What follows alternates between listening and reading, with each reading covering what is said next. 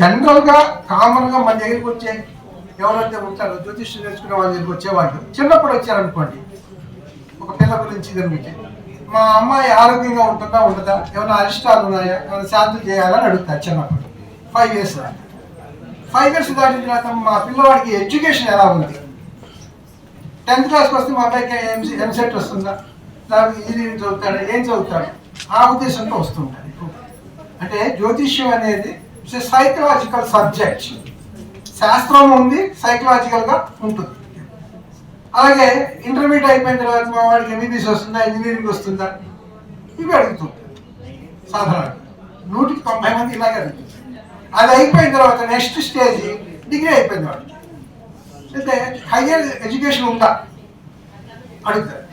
Higher education ఉంటే ఉంది, లేకపోతే లేదు చెప్తున్నారు. అంటే వాటికి D24 చక్రాలు ఇవన్నీ చూడాలి మనం. ఒక డైరెక్ట్ హైయర్ ఎడ్యుకేషన్ అంటే ఆ చక్రాలు దొరకదు మనకి, చాలా చోట్ల చూడాలి. అనేక అంశాలు ఉన్నాయి. అంటే మనకు వర్గ చక్రాలు ఉన్నాయి, వర్గ చక్రాలు చాలా ఇంపార్టెన్స్ ఇస్తాయి వీటికన్నిటికి, అవి చూసి చెప్పాలి. హైయర్ ఎడ్యుకేషన్ అయిపోయిన తర్వాత మొబైల్కి జాబ్ వస్తుందా అంటే 28 years 25 to 28 years జాబ్ గురించి వస్తుంటారు ఎక్కువగా ఆ ఏజ్ వాళ్ళు. జాబ్ వచ్చిన తర్వాత జాబ్ నేను పెళ్లి చేసుకోరు ఎవరు ఈ కాలంలో. కాబట్టి ఉద్యోగం అయిపోయిన తర్వాత మా అబ్బాయికి మ్యారేజ్ అవుతుందా, ఎప్పుడు అవుతుంది ఇది అంటే ఒక 28 నుంచి ఈ కాలంలో 32 34 దాకా మ్యారేజ్ గురించి వస్తుంటారు ఎక్కువగా, అంటే సిస్టమేటిక్గా. తర్వాత ఏంటి, మ్యారేజ్ అయిపోయింది ఒక వ్యక్తికి, తర్వాత మా అబ్బాయి ఒక స్థలం కొనుక్కుంటాడు, ఒక ఇల్లు కట్టుకుంటాడు. నెక్స్ట్ వచ్చేది అది క్వశ్చన్, అది కూడా అయిపోయింది, ఇల్లు కట్టేసాడు, స్థలం కొనుక్కున్నాడు. తర్వాత వచ్చే విషయం ఏంటంటే 40s ఫైనాన్స్ ఎలా ఉంటుంది. ఎందుకంటే పిల్లలు పుట్టేశారు, ఆల్రెడీ ఇల్లు కట్టేసుకున్నాడు, ఫైనాన్స్ విషయంలో ప్రాబ్లమ్స్, బిజినెస్లో ప్రాబ్లమ్స్, ఫైనాన్స్లో ప్రాబ్లమ్స్. ఈ ఫైనాన్స్ ప్రాబ్లమ్స్ అనేది 40 నుంచి 50 years వాళ్ళు వస్తుంటారు, ఎక్కువగా 60 దాకా ఫైనాన్స్ ప్రాబ్లమ్స్. తర్వాత ఇక రోగాలు, ఏజ్ పెరిగిపోతుంది కదా మనిషికి, రోగాలు. ఇక తర్వాత హరికి ఎవరు కొత్త చాలా తక్కువ మంది, నేను ఎప్పుడు చచ్చిపోతాను, ఇది కూడా వచ్చి అడుగుతుంటాను. కాబట్టి ఇది జ్యోతిష్యం అనేది ఎలా ఉందంటే వాళ్ళ ఏజ్ ప్రకారంగా, వాళ్ళు జరిగే ఇన్సిడెంట్స్ ప్రకారంగా వస్తూ ఉంటాయి. సర్వసాధారణంగా ధనయోగాలు, ధనం గురించి అడిగేది ఏంటంటే ఒక సర్టన్ ఏజ్ వచ్చిన తర్వాత ధనం గురించి ఆలోచన ఇవన్నీ వస్తుంది. ఇక్కడ శాస్త్రంలో ధనయోగాల్లో ధనేన సంచితం ద్రవ్యం అంటే ధనం అనేది సంచిత ద్రవ్యం, అంటే రెండో భాగం, ద్వితీయం అనేది ధన భాగం కాబట్టి అది సంచిత ధనాన్ని చెప్తుంది. భాగ్యేన అదృష్ట సంభవం, సేవా లబ్ధంతో లాభేన అంటే ఏదైనా పని చేస్తే, ఒక సేవ చేస్తే దానివల్ల వచ్చేది లాభం. దశమేన స్వజాతిజం అంటే దశమ స్థానంలో దాని ప్రకారం తండ్రి గారు చేసే వ్యాపారం, తండ్రి గారు పురోహితం చేస్తే ఈ పురోహితం, ఆడిట్ చేస్తే ఆడిటర్, లా చేస్తే లా, దశమంలో మనకు అది కనపడుతుంది. అంటే ఈ ధనాన్ని నాలుగు విధాలుగా కనపడుతుంది. సంచిత ధనం అంటే ఇప్పుడు సంపాదించుకునేది గత జన్మంలో చేసే దాన ధర్మాలు బట్టి సంచిత ధనం అనేది ఏర్పడుతుంది సెకండ్ హౌస్లో. ఇది మనం చూడాలి. భాగ్యంలో నీ అదృష్టం అంటే నువ్వు చేసే పనిలో ఏ చిన్న పని చేసినా అదృష్టం కలిసి రావటం, బాగా కొంచెం ఎఫర్ట్ చేసినా అదృష్టం కలిసి రావటం, అది నీకు అదృష్టాన్ని ఇచ్చి నీ సంపాదన పెంచటం, అది జరుగుతుంది. ఇది ఈ విధంగా. అలాగే మనం ధన నిర్ణయం ఎలా చేయాలి, ధన నిర్ణయం చేసేటప్పుడు ముఖ్యంగా ఈ జాతకం ధన దరిద్ర భాగాలని ఉంటాయి. జాతకంలో ధన భాగం, దరిద్ర భాగం అని ఉంటాయి. ధన భాగం అంటే ఏంటి అంటే భాగ్యభావ స్ఫుటం నుంచి ధనభాగ స్ఫుటం దాకా ఆర్క్, అది ధనభాగం ఉంటాయి.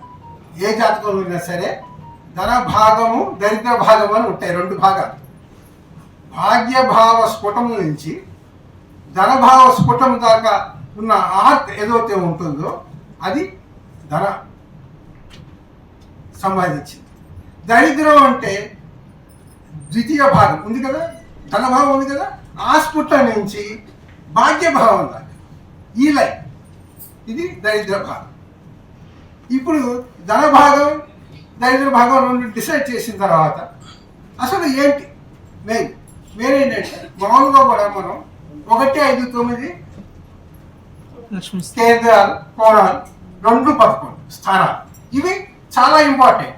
వీటి యొక్క కాంబినేషన్స్ ఏవైతే ఉన్నాయో అవి 21 కాంబినేషన్స్ ఉంటాయి. ఈ 21 కాంబినేషన్స్ ధనభావంలో ఉన్నాయా? ధనభావం మీకు చెప్పా కదా, అలాగే ధనభాగం చెప్పా కదా, దాంట్లో ఉంటే వాడు ఖచ్చితంగా ధనవంతుడే, తిరుగులేదు. ఎందుకంటే నేను ఎందుకు చెప్పినట్టు సెల్ఫ్ ఎక్స్పీరియన్స్. 1972 నుంచి ఐఎమ్ స్టడీయింగ్ సబ్జెక్ట్. జ్యోతిష్యం లేదని ప్రూవ్ చెయ్యాలని చదివాను. ఇదంతా హంబక్, ఏదో చెప్తారు నోటికి వచ్చినట్టుంది ఉద్దేశంతో. దాని తప్పు. ఐఎమ్ సైన్స్ స్టూడెంట్ బేసికల్. I want to agree everything. నేను శాస్త్రంలో కూడా చదివినా సరే, అనేక బుక్స్ చదివాను. ఏ బుక్లో చదివినా సరే ఇది ఎంతవరకు కరెక్ట్ అనేది శాస్త్రంలో ఎవరైనా జాతకం వస్తుంది అది చూసాం. లేకపోతే నేను చెప్పను ఆ పాయింట్ గీర్ తీసేస్తాయి. ఇది తప్పు. ఎందుకంటే చాలా ఉంటాయి మనకు అర్థం కాని ఉంటాయి. అంటే జ్యోతిష్యులు చాలా మంది పెద్ద పెద్ద గ్రంథాల్లో ఏవైతే ఉన్నాయో అవి కరెక్ట్గానే, కానీ మనం దాన్ని అనలైజ్ చేయడం మన చేత కాదు. అది సరిగ్గా చదువుకుని అనలైజ్ చేయాలి. శాస్త్రం అంటే అనలైజింగ్ అంతే. వాడు మనకి ఏమి ఇస్తాడు శాస్త్రంలో? ఒక రా ఇస్తాడు, రా మెటీరియల్, అభివృద్ధికరమైన పీరియడ్ అని ఇస్తాడు. అంతేగాని నీకు ఈ టైంలో వివాహం అవుతుంది, ఈ టైంలో ఎక్కడైనా చూడండి పుస్తకాలు, ఈ టైంలో వివాహం అవుతుంది, ఈ టైంలో ఇది వస్తుంది, ఈ టైంలో ఉద్యోగం వస్తుంది అని ఎక్కడ రాయడు. వాడు ఇచ్చేది అభివృద్ధికరమైన పీరియడ్. దశలో అంతర్దశలో అభివృద్ధికరమైన పీరియడ్ వస్తాడు. అప్పుడు నీ ఆలోచన నాకు ఉద్యోగం కావాలి, అభివృద్ధికరమైన అంటే నీకు ఫస్ట్ సంకల్పం కలగాలి. ఆ సంకల్పం ఆ అభివృద్ధికరమైన పీరియడ్ నెరవేరుతుంది. నాకు వివాహం కావాలి, ఆ సంకల్పం వివాహ పీరియడ్లో నెరవేరుతుంది. నాకు వివాహం అక్కడ ఎంబీబీఎస్ చేయాలి, ఎండీ చేయాలి, సూపర్ స్పెషలిస్ట్ చేయాలి అనుకుంటాడు వ్యక్తి. అనుకున్నప్పుడు వాడికి మ్యారేజ్ మీద దృష్టి లేదు వాడికి. అలాంటి వాడికి మ్యారేజ్ ఎలా అవుతుంది? అంటే నీ సంకల్పమే నేను తీసుకెళ్తుంది. కాబట్టి ఏ వ్యక్తి అయినా ధనం సంపాదించాలి అంటే మన అష్టలక్ష్ములు ఉన్నారు కదా, అష్టలక్ష్ములు ఐశ్వర్యం ఇచ్చేవాళ్ళు. వాళ్ళు ఎక్కడెక్కడ ఉన్నారు? ధనలక్ష్మి ద్వితీయంలో, తృతీయంలో ధైర్యలక్ష్మి, చతుర్థంలో సంపద అంటే స్థిరాస్తులు, ల్యాండ్ స్కీమ్స్, ధాన్యలక్ష్మి, పంచమంలో సంతాన లక్ష్మి. ఈ లక్ష్ములన్నీ ఇక్కడే ఉన్నాయి. మన జాగ్రత్తగా అబ్జర్వ్ చేసుకుంటే మనకు అర్థం అవుతుంది. సబ్జెక్ట్ ఆ లక్ష్ములు ఎక్కడెక్కడ పెట్టాలి ఏంటి అనేది మనం ఒకసారి థింక్ చేయాలి. థింక్ చేసినప్పుడు ఆ లక్ష్ములు, ఇప్పుడు గజలక్ష్మి ఉంది, గజలక్ష్మి రాజ్యలక్ష్మి అంటారు. అంటే కర్మ ఎలా ఉంది?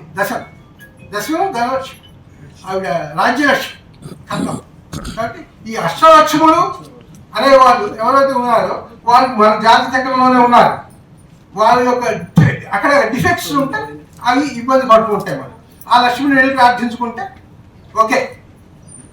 అంటే అది రెమెడీ కాదు, ఆ లక్ష్మిని మనం ప్రార్థించాలి కోసం వెళ్తే దానికి సంబంధించిన ఇది వస్తాయి. కాబట్టి ఇప్పుడు ఈ ధన భాగంలో ఉన్న గ్రహాలు, దరిద్ర భాగంలో ఉన్న గ్రహాలు, ఇప్పుడు ఎవరైతే కాంబినేషన్ చెప్పానో ఈ దరిద్ర భాగంలో ఉన్న గ్రహాలు ఏంటంటే 3, 6, 8, 12 ఈ స్థానాలు కేంద్ర కోణాలతోనూ వీళ్ళతో చేరి ఈ దరిద్ర భాగంలో ఉంటే వాడు అనుభవిస్తాడు. వాడి ధనం రాదు, అనుకున్నంత రాదు, కష్టపడాల్సి వస్తుంది. చాలా కష్టం మీద వస్తుంది సంపాదన. ఇది ఇది ఇది ఇది సొంతం ఇంకా బుక్స్లో వచ్చిన విషయాలే చెప్తాను మీకు. ఇది అంటే చాలామంది ఇది అబ్జర్వ్ చేయరు. ఇలాంటి భాగాలు ఉన్నాయి అనేది అబ్జర్వ్ చేయాలి. అలాగే దరిద్ర హేతువులు యోగాలు దరిద్ర భాగంలో ప్రార్థిస్తే, దరిద్ర హేతువులైన యోగాలు దరిద్ర భాగంలో ప్రార్థిస్తే అలాంటి వ్యక్తి దారిద్ర్యం అనుభవిస్తూ ఉంటాడు. ఎంత కొందరికి బాగా డబ్బు ఉన్నప్పటికీ కూడా ఇల్లు కట్టుకోలేదు. డబ్బు బాగా ఉంటుంది, ఇల్లు కట్టుకోలేదు. అలాగే ఇప్పుడు ప్రతివాడికి ధనం ఉంటుంది ఏదో విధంగా. బిచ్చగాడు కూడా ధనం సంపాదిస్తున్నాడు, రోజు 1000 రూపాయలు. సెంటర్స్లో నుంచి అడుగుతుంటాడు, రోజు 1000 రూపాయలు. నేను చాలామంది ఇంటర్వ్యూ చేస్తుంటాను, నాకు అది సరదా. ఎందుకంటే వాళ్ళు ఇంటర్వ్యూ చేసి వాళ్ళు చేయి చూస్తుంటారు, చేయి ఎలా ఉంది. నేను పామిస్టులో కూడా మంచి ప్రవేశం ఉంది, వాళ్ళు చేయాలో చూస్తాం. వాడు చేతిలో వాడు రోజు 1000 రూపాయలు సంపాదిస్తున్నా సార్ అంటాడు ఇంటర్వ్యూలో. అంటే వాడు ధనవంతుడా దరిద్రుడా? వాడికి అన్నీ ఉన్నాయి, ఫ్రీ రేషన్ కార్డు ఉంటుంది, ఇల్లు ఉంటుంది, 2 బెడ్రూమ్ హౌస్ ఉంటుంది, అన్నీ ఉన్నాయి. వాడు దరిద్రుడు కాదే. కాబట్టి ఇవి మనం ధన భాగమునందు ధన దరిద్ర యోగాలు 2 ఉంటాయి. కొందరికి ధన భాగంలో దరిద్ర యోగాలు 2 ఉంటాయి. అవి ఉన్నప్పుడు ధన స్థిమితం ఉంటుంది. వాడికి ధనం స్థిమితంగా ఉండదు. ఇటు స్థితియే దరిద్ర భాగం కూడా ప్రార్థిస్తుంది. ఒకప్పుడు ధన యోగాలు దరిద్ర యోగాలు 2 కలిపి దరిద్ర భాగంలో కూడా ఉంటాయి. అలాంటి స్థితి కూడా ఉంటుంది. వాడికి దాని మీద ఒక బాగా అతి కష్టం మీద ధనం వస్తుంటుంది వాడికి. ఇది దరిద్ర భాగంలో ధనయోగాలు ఉన్నప్పుడు కూడా అతి కష్టం మీద వస్తుంది.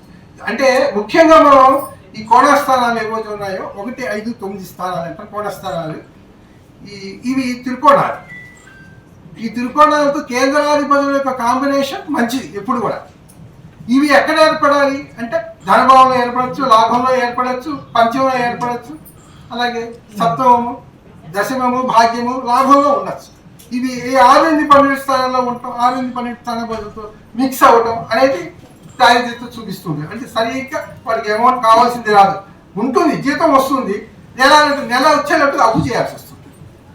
ఇది చాలా ఇంపార్టెంట్. అలాగే ఒక వ్యక్తి ధనాన్ని ఎలా నాశనం చేసుకుంటున్నాడు అంటే ధనాధిపతి వచ్చి వేలలో పడ్డా ఎక్స్ట్రావగెంట్, వాడు ఖర్చు ఎక్కువ చేస్తాడు. ధనాధిపతి వేలలో పడితే ఎక్స్ట్రావగెంట్. అదే వ్యయాధిపతి ధనంలో ఉంటే మంచిదే.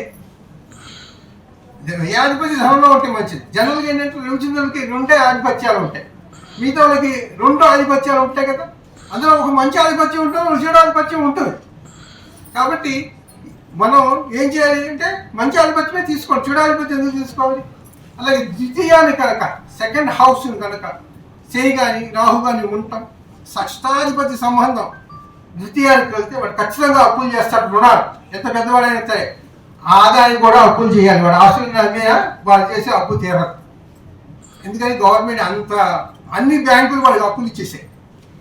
వాడు మొత్తం ఆస్తి అంతా అమ్మినా బ్యాంకులో ఓన్లీ పేపర్సే ఉంటాయి. బికాజ్ ఆయన బ్యాంకులు మేనేజ్గా పనిచేశారు. మా దగ్గర పెద్ద పెద్ద ఇండస్ట్రీస్ లోన్ తీసుకుంటారు, వాళ్ళు పేపర్స్ అని పెడతారు. ఎప్పుడు వాడు లోన్ కట్టరు, ఓన్లీ ఇంట్రెస్ట్ కడుతుంటారు. ఓన్లీ ఇంట్రెస్ట్ కడుతుంటారు. వాడు బాబుని అప్పు ఇచ్చేసే అంటే అది ఎలా అవుతుంది సార్, వర్కింగ్ క్యాపిటల్ పెంచండి అంటుంటారు. ఎంతసేపు వర్కింగ్ క్యాపిటల్ పెంచాలి కానీ వాడు అప్పు చేర్చాడు. ఎన్ని కాలాలైనా అంతే, అది ఆగి ఉంటుంది. వాడి కొడుకు కూడా అదే బిజినెస్ చేస్తున్నాడు కదా. కాబట్టి ఇక్కడ ఏంటి స్వజాతి జనం అంటే దశమం పనిచేస్తుంది వాడికి. అక్కడ తండ్రి సంపాదించి ఇచ్చింది దాంట్లో వాడు కూర్చుని ఎంజాయ్ చేస్తున్నాడు, సంపాదించుకుంటున్నాడు. ముఖ్యంగా మనం తెలుసుకోవాల్సింది ఏ జాతకం చూసినా అప్పు చూడండి ఫస్ట్ వీడికి. Second house is most important అప్పుకి. 6వ స్థానాధిపతి ద్వితీయాధిపతితో సంబంధం పెట్టుకుని అక్కడ రాహు శనులు కనుక ఉన్నారా ఖచ్చితంగా వాడు అప్పు చేస్తాడు, అనుమానం లేదు దాంట్లో. అక్కడ బుధుడు యొక్క సంబంధం కూడా ఉందనుకోండి, కోర్టు వ్యవహారాలు నడుస్తాయి. అప్పు చేస్తాడు కోర్టు వ్యవహారం. ఇవి మనం ఈ ధనదరిద్ర భాగం. తర్వాత ముఖ్యంగా ధనభాగం ముందు అత్యంత ఫలప్రదమైన ధనయోగాలు కొన్ని ఉన్నాయి. అవి ఏంటంటే భాగ్యలాభాధిపతుల పరివర్తన. అలాగే ద్వితీయాధిపతి లాభంలో ఉంటాం, అది చాలా మంచి యోగం. ఏ వ్యక్తికైనా అది మంచి. అంటే ఇతర గ్రహాలు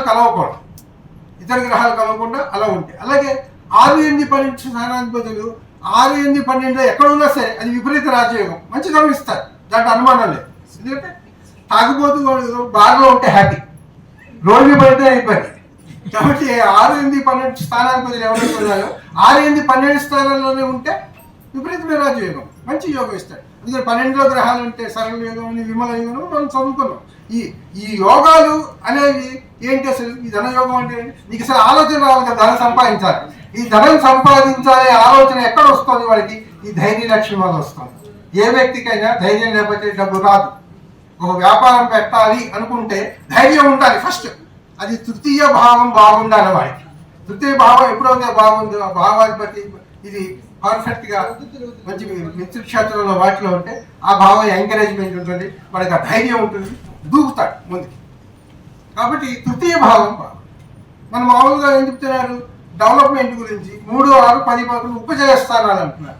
ఉపజయ స్థానాలు ఎందుకంటే ఆ దానిలో ఉన్న గ్రహాలు ఏవైతే ఉన్నాయో ఆ గ్రహ దశలు విదశలు వచ్చినప్పుడు వీడికి డెవలప్మెంట్ ఒక ప్రమోషన్ రావాలి ఉద్యోగంలో అన్నప్పుడు, లేదా బిజినెస్లో వ్యాపారంలో అభివృద్ధి చెందుతుందా అంటే ఆ 3వ స్థానంలో ఏదైనా గ్రహాలు కనుక ఉంటే, లేదా 6లో కానీ 10లో కానీ 11లో కానీ అవి డెవలప్మెంట్ ఇస్తాయి వాడికి. ఆ టైంలో వాడు చేసుకుంటే మంచిది. అంతేగాని 6, 8, 12లో కేంద్రాలతో కోణాధిపతులతో కలిసి గ్రహాలు దశలు వచ్చినప్పుడు మీరు చేసుకోవచ్చు అని చెప్తే వాడు లాస్ వస్తుంది. కాబట్టి ధన విషయం మనం విచారించేప్పుడు ముఖ్యంగా రుణ విషయం చూడండి. First second house most important, అది చాలా ఇంపార్టెంట్. అది చూడండి. అది కనుక సరిగ్గా లేకపోతే అవుట్. వాడు ఎంత సంపాదించినా లాభం లేదు. కొంచెం చాలా సంపాదిస్తారు కానీ ఏం మిగలదు. ఇక తండ్రి నుంచి ఆస్తులు వస్తాయి, వారసత్వ ఆస్తులు కొందరు, అంటే దశమంలో ఉంటాయి. అవి ఆ దశమంలో ఉన్న ఏదైతే దశమాధిపతి వచ్చి చతుర్థంలో కూర్చుని ఏదైనా మ్యాలిఫిక్ అంటే కుటుంబగ్రహాలతో సంబంధం పెట్టుకుంటే తండ్రి ఆస్తంతో మీరు నాకేస్తాడు. ఏమడదు, జీరో. మీరు చూసుకోండి, ఎన్ని జాతకాలను చూసుకోండి. దశమాధిపతి వచ్చి చతుర్థం అంటే యోగం అనుకుంటున్నారు మీరు, అంటే కేంద్రం కదా యోగం అనుకుంటున్నారు. కాదు, తండ్రి ఆస్తి ఏదైతే ఉందో అదంతా అవుట్. ఇప్పుడు మొత్తం జీరో చేసేస్తారు. త్యాగాడి అది అని ఇది అని మొత్తం జీరో. కుటుంబగ్రహ సంబంధం ఉండాలి. అక్కడ ఉంటే తప్పకుండా ఇప్పుడు ఆ ఆస్తులన్నీ పాడు చేసుకుంటారు. ఇది మనకు ఎలా తెలుస్తుంది అంటే ఈ దరిద్ర భాగంలో యోగాలు ఉంటాయి. వీటికి దరిద్ర భాగం. అలాగే ఏ జాతకం అయినా సరే ఫస్ట్ ఇలా చూడగానే మనం ఈ జాతకం ధన జాతకమా దరిద్ర జాతకమా అని తెలుసుకోవాలంటే గురు చంద్రులు ఇంపార్టెంట్ చాలా. గురువు మెటీరియల్ హ్యాపీనెస్ ఇస్తాడు, చంద్రుడు మెంటల్ హ్యాపీనెస్ ఇస్తాడు. ఈ రెండు గ్రహాలు కలిసినా ఒకళ్ళొకరు చూసుకున్నా వాడికి హాయిగా నడుస్తుంది జీవితం, ఇబ్బంది ఉండదు. అంటే చిన్న అప్పులు చేసినా ఫైనాన్స్ విషయంలో ఇబ్బంది ఉండదు. ఈ గురుచంద్రుడు చాలా ఇంపార్టెంట్. కానీ ఈ గురుచంద్రుడు గజకేశ్వర యోగం అని ఉంది యోగం. ఆ యోగం ఫైనాన్స్ విషయంలో మంచిదే కానీ సంతాన విషయంలో మనకి ఇబ్బంది పెడతారు. గురుచంద్రులు కలిస్తే వాళ్ళ వైఫ్ అబార్షన్స్ అవుతుంటాయి చాలా మందికి. గురుచంద్రులు కలవకూడదు జనరల్గా, కలిస్తే అలాంటి ఇబ్బందులు వస్తాయి. యోగం మనకు మంచిదే, ధనయోగం. ధనం ఒకటే కాదు కదా, ఇంకా చాలా ఉన్నాయి కదా. అలాగే ఇంకో విషయం, పంచమాధిపతి కోణాధిపతి దశమంలో ఉన్నాడు. అప్పుడు మనం ఏమన్నా పంచమాధిపతి దశమంలో ఉన్నాడు చాలా బాగుంటుందండి కోణాధిపతి కదా అంటారు. కానీ పంచమాత్ వాడు 6 ఉన్నాడు. పంచమ నుంచి దశమ 6వ స్థానం అవుతుంది. సంతాన విషయంలో డెఫినెట్గా ఇబ్బందులు ఉంటాయి. ఒకప్పుడు డెఫిషియన్సీ అంటే పిల్లలలో కొన్ని డెఫిషియన్సీ ఉన్న పిల్లలు పడుతుంటారు. నేను అనేక జాతకాల్లో ఇది అర్థం చేశాను. పంచామానికి 6 అవుతుంది, శత్రుస్థానం అవుతుంది. కానీ మనం అనుకుంటాం పంచమాధిపతి కోణాధిపతి కేంద్రంలో ఉన్నాడు అనుకుంటాం. ఫైనాన్స్ ఉంటుంది, ఉంటే దానికి ఏంటి ఇప్పుడు మెంటల్ హ్యాపీనెస్ లేదు. ఇక్కడ పిల్లలు బాగా ఇది ఇబ్బంది ఇస్తాం. మా లాభంలో తర్వాత క్లాస్లో చెప్తాం.